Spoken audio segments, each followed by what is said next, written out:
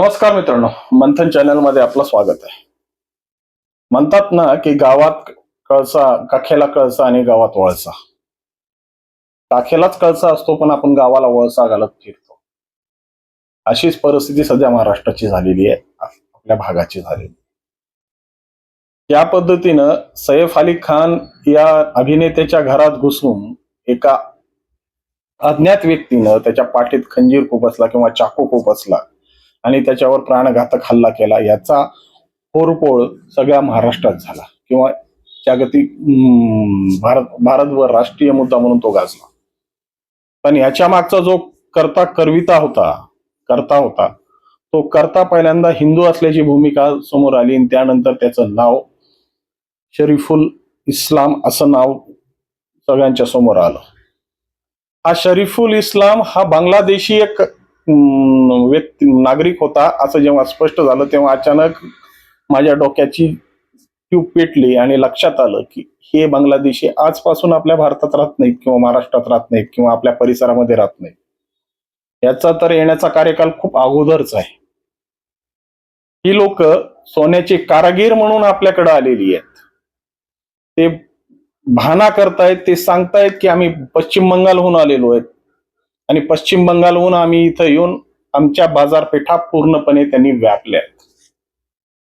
आज स्वघर म्हणजे स्वतःच्या भागातील, स्वतःच्या घरातील, स्वतःच्या शेजारी असलेले स्वर्ण कारागीर आज उपाशी मरतायत. त्यांच्या कलेला योग्य तो प्रतिसाद मिळत नाही किंवा ते पाहिजे त्या पद्धतीचे अपडेट दागिने, नवनवीन प्रकारचे डिझाईनचे दागिने, वेगवेगळ्या कलात्मक दागिने, त्यांना त्यांच्या दागिन्याची जी फॅशन आहे ती जुनी झाली आहे. त्यामुळे त्यांना आपण थोडंसं कानाडोळा करतो आणि नवीन व्हरायटी मधल्या दागिन्यांना आपण पसंती देतो. ती पसंती मध्यमवर्गीयापासून उच्चवर्णीयापर्यंत आणि खालच्या स्तरापर्यंत म्हणजे तिन्ही लोक ही यांच्या दागिन्यांची महती खूप मोठ्या प्रमाणात मागणी आहे. नवीन नवीन आकर्षक दागिने म्हणलं की प्रत्येक कुटुंबाचा मोह असतो. परंतु वास्तविकता या जे दागिने बनवणारे आहेत, ते दागिने बनवणारे जे लोक आहेत ते मूळ नेमके म्हणजे पश्चिम बंगालचेच आहेत का? हाही मोठा प्रश्न आहे. कारण ही पश्चिम बंगालची जर असतील, बांगला भाषा त्यांच्या तोंडात असेल किंवा त्यांची भूमिका जरी पश्चिम बंगाली असेल, तर मूळ भूमिका आहे की त्यांना स्थलांतर करून महाराष्ट्रात किंवा ज्या ठिकाणी सोन्याचे बाजारपेठ आहेत त्या ठिकाणी अतिक्रमणित का व्हावं लागलं, येऊन का थांबावं लागलं. हा विषय प्रांतवादाचा नाहीये, हा विषय आहे तो स्वघरी म्हणजे आपल्या भागातील लोकांची बेरोजगारी निर्माण करून बाहेरचे लोक आयात करून स्वतःची हित साधण्यासाठी ज्या पद्धतीचा प्रयोग या बाजारपेठेने केलाय ना, तो खऱ्या अर्थानं आपल्याच लोकांना उपाशी मारण्याचा प्रयत्न आहे. आपल्यातली भाकर, अर्धी भाकर जर दुसऱ्याला देत असेल आणि आपण अर्ध्या भाकरीत जरी सुखी असलो ना तरी आपण सुखी मानणारे लोक आहेत. आपण कोणाच्या पोटावर पाय देत नाही किंवा दुसऱ्याच्या तोंडातली भाकरी हिसकावण्याची आपली परिस्थिती नाही. परंतु नेमकी या पश्चिम बंगालहून आलेल्या ज्या सराफी कामगार करणाऱ्या लोकांनी ज्या पद्धतीच्या सवयी बाजारपेठेत लावून ठेवल्या, अगोदर आमच्या ज्या काही स्वर्ण कारागीर होते त्यांच्यापेक्षा कमी भावात म्हणजे कमी मजुरीमध्ये काम करायला सुरुवात केली.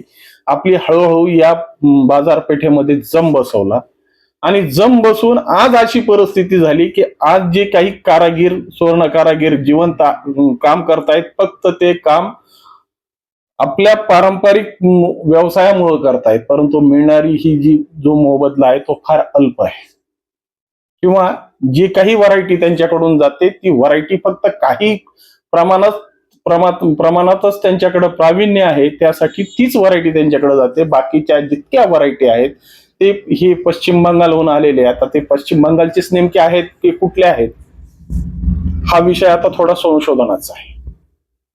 कारण की सैफ अली खानच्या घटनेनंतर ज्या पद्धतीने सातारा, जळगाव, पुणे, मालेगाव इथून ज्या पद्धतीची धडपकड सुरू झाली आणि त्या धडपकडीमध्ये जो हा विशिष्ट समाज आपल्याला सापडतोय ना, तो सापडलेला समाज प्रत्येक गावामध्ये आता आपली कुंडली मारून बसलेला आहे. ज्या पद्धतीने सोन्याच्या बाजारपेठेला उजळण लागायला गेली ना, प्रत्येक शहरामध्ये कारागिरी आता ज्या पद्धतीने वाढत चालली आहे, म्हणजे लोकांची जी हौस मौज आहे, लोकांना जे वेगवेगळ्या व्हरायटीचे दागिने पाहिजेत ते दागिने आता प्रत्येक शहरात कारागिरी तयार व्हायची. आधी बीड जिल्ह्यात जशा पद्धतीने धारूर हे गाव होतं, धारूरमध्ये सगळ्यात जास्त सराफा कारागिरीचे काम चालायचे आणि कारागिरी ज्या पद्धतीने काम करायचे तशा त्या पद्धतीने लोकांचे म्हणजे आसपासच्या म्हणजे बीडहून म्हणा, अंबाजोगाईहून म्हणा, परळीहून म्हणा, तर सराफ त्यांना काम द्यायला यायचे आणि काम घेऊन जायचे. परंतु आता ही परिस्थिती प्रत्येक गावामध्ये आपल्या आपल्या पद्धतीने वसवलेली, प्रत्येक सराफाने आपल्या आपल्या पद्धतीने कारागीर ठेवण्याची पद्धत सुरू झाली.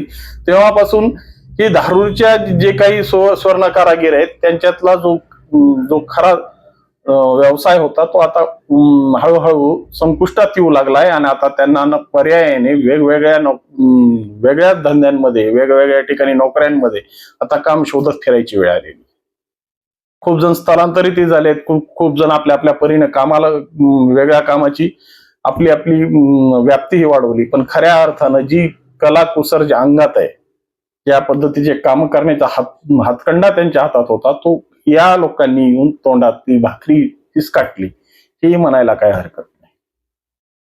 मग त्या पद्धतीचं शासनता आली की एकाच समुदायाचे लोक, एकाच ठिकाणी असलेले लोक आणि ह्या पद्धतीचा आपला घिरटा या बाजारपेठेमध्ये जे वाढवत आहेत ते मूळ पश्चिम बंगालचेच आहेत का? आणि हे पश्चिम बंगालचे असले तर याच्या पद्धतीचे काय पुरावे आहेत? आणि या इथल्या स्थानिक राजकारण्यांनी, स्थानिक लोकांनी त्यावेळेस त्यांच्या पद्धतीनं त्यांना आपलंसं करण्यासाठी, त्यांच्या मताचा आपल्यावर प्रभाव पडण्यासाठी त्यांचे सगळे गोष्टी, त्यांचे सगळे लांगून जाऊन, कारण की ज्यावेळेस ते आले तेव्हा हे सगळं अपडेट नव्हतं.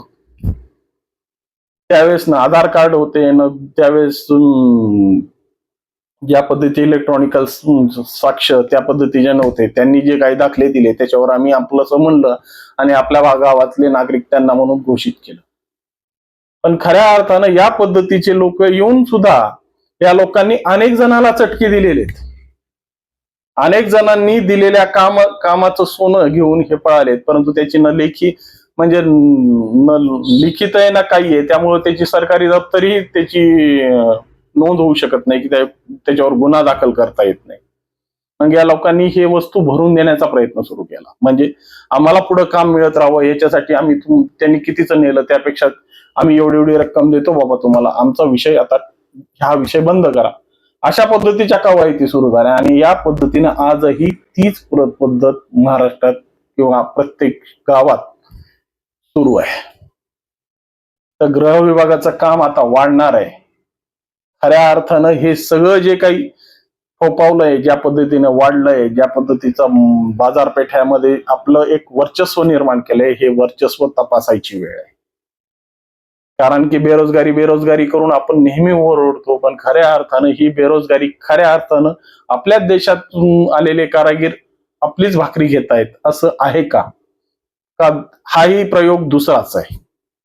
कारण की आमच्याकडं कसं आहे, सगळं आम्हाला आयात केलेली गोष्ट जास्त आवडते, निर्यातीकडे आमचं लक्ष नाही. मग हे आयात झालेले नेमके आमचेच आहेत का, याचाही खूप मोठा विचार करणं गरजेचं आहे. खऱ्या अर्थाने ह्याचे संशोधन सुद्धा झालं पाहिजे. जर कदाचित दुसऱ्या गावाहून आलेला माणूस त्याचे 10 वेळेस आपण दाखले तपासतो, पण काही गोष्टींमध्ये आपण आंधळेपणा करत आपली वाचा बंद करतो, त्या प्रकारचे प्रयोग हे गेल्या 30-35 वर्षात झालेले आहेत. आणि हे झालेले प्रयोग खऱ्या अर्थानं आता गृह विभागाने किंवा संबंधित लोकांनी ह्यांचे खरे कागदपत्र तपासून यांचे मूळ गाव कोणते, त्यांचे मूळ घर कोणतं आहे हेही तपासणं गरजेचं आहे.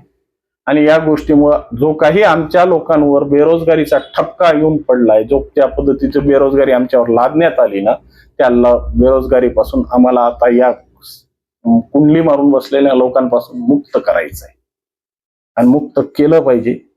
बघूया शासन काय करतं का राजकीय पोळ्या भाजण्यासाठी पुन्हा याचाच वापर केला जातो. नमस्कार.